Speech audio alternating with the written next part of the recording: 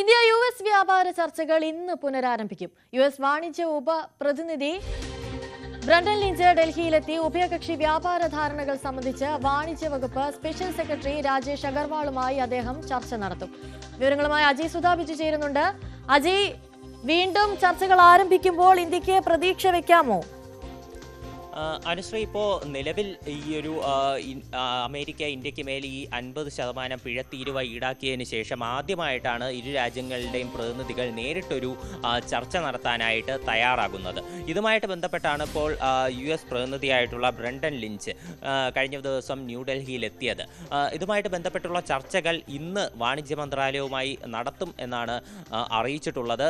ചർച്ചകൾക്ക് മുന്നോടിയായി ഇന്ത്യ മുന്നോട്ട് വയ്ക്കുന്ന ഒരു നിലപാടെന്ന് പറയുന്നത് റഷ്യയിൽ നിന്ന് ക്രൂഡ് ഓയിൽ വാങ്ങുന്ന കാര്യം അത് വ്യാപാരവുമായി കൂട്ടിക്കുഴയ്ക്കരുത് എന്നുള്ളൊരു നിലപാട് ഇന്ത്യ മുന്നോട്ട് വയ്ക്കാൻ സാധ്യതയുണ്ട്. അതുപോലെ തന്നെ ഇന്ത്യക്ക് മേൽ ചുമത്തിയിട്ടുള്ള പിഴത്തീരുവ അത് നീക്കം ചെയ്യണമെന്നും ഇന്ത്യ ആവശ്യപ്പെടാനുള്ള സാധ്യതകളുണ്ട്. നിലവിലുള്ള ഒരു സാഹചര്യം നോക്കുകയാണെങ്കിൽ ഓഗസ്റ്റ് 27 US ഇന്ത്യക്ക് മേൽ 25% അധിക പിഴത്തീരുവ ഈടാക്കി മൊത്തം 50% തീരുവ ഇന്ത്യൻ ഉൽപ്പന്നങ്ങൾക്ക് മേൽ നിലവിൽ വന്നത്.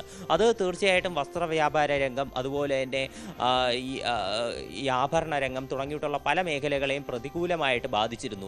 ഇതിൽ നിന്ന് ഒരു മോചനം എന്നുള്ള നിലയ്ക്കാണ് ഇന്ത്യ ചൈനയിലേക്കും അതുപോലെ തന്നെ മറ്റ് യൂറോപ്യൻ രാജ്യങ്ങളിലേക്കും UK-യിലേക്കും എല്ലാം ഉൾപ്പെടെ വ്യാപാരം കൂടുതൽ ശക്തിപ്പെടുത്താനായിട്ടുള്ള തീരുമാനത്തോടെ മുന്നോട്ട് വന്നത്.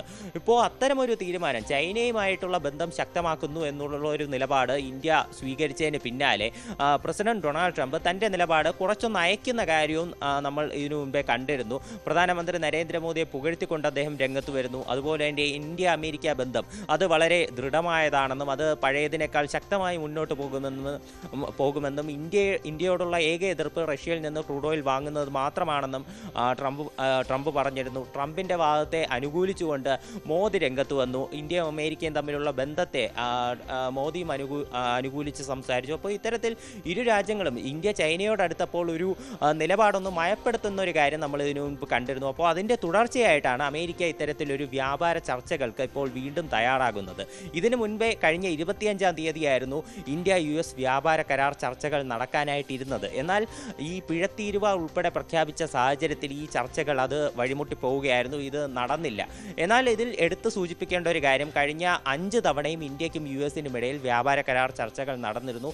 ഇവയെല്ലാം പരാജയപ്പെടുന്ന ഒരു കാഴ്ചയും നമുക്ക് കാണാൻ സാധിച്ചിരുന്നു. അതുകൊണ്ട് തന്നെ ഇന്ന് നടക്കുന്ന 6ാം ഘട്ട ചർച്ചകൾ അത് വിജയകരമായി കലാശിക്കുമോ, ഇന്ത്യ US വാണിജ്യം അത് സുഗമമാകുമോ എന്നുള്ള കാര്യങ്ങളെല്ലാം നമുക്ക് നോക്കിക്കാണേണ്ട കാര്യം തന്നെയാണ്. അങ്ങനെയാണെങ്കിൽ ഈ പിഴത്തീരുവയും അതുപോലെ തന്നെ മുൻപ് പ്രഖ്യാപിച്ച ആദ്യം ഓഗസ്റ്റ് 7 നിലവിൽ വന്ന ആദ്യത്തെ 25% തീരുവ ഉൾപ്പെടെ കുറയാനുള്ള സാഹചര്യമുണ്ട്. ഇങ്ങനൊരു സാധ്യത നിലവിൽ വരികയാണെങ്കിൽ ഇന്ത്യ ഏറ്റവും കൂടുതൽ കച്ചവടം നടത്തുന്ന വിദേശ രാജ്യം എന്നുള്ള നിലയിൽ അമേരിക്കയുമായുള്ള ബന്ധം ഇത്തരത്തിൽ ഊഷ്മളമായാൽ അത് ഇന്ത്യൻ വ്യാപാരികൾക്കും വലിയൊരു ആശ്വാസം തന്നെയാകും. അനുശ്രീ, ശരി. ഇന്ത്യ US വ്യാപാര ചർച്ചകൾ വീണ്ടും പുനരാരംഭിക്കുകയാണ്. US വാണിജ്യ ഉപപ്രതിനിധി ബ്രണ്ടൻ ലിഞ്ച് ഡൽഹിയിലെത്തിയിരിക്കുകയാണ്. ഉഭയകക്ഷി വ്യാപാര ധാരണകൾ സംബന്ധിച്ച് വാണിജ്യ വകുപ്പ് സ്പെഷ്യൽ സെക്രട്ടറി രാജേഷ് അഗർവാളുമായി അദ്ദേഹം ഇന്ന് ചർച്ചകൾ നടത്തും.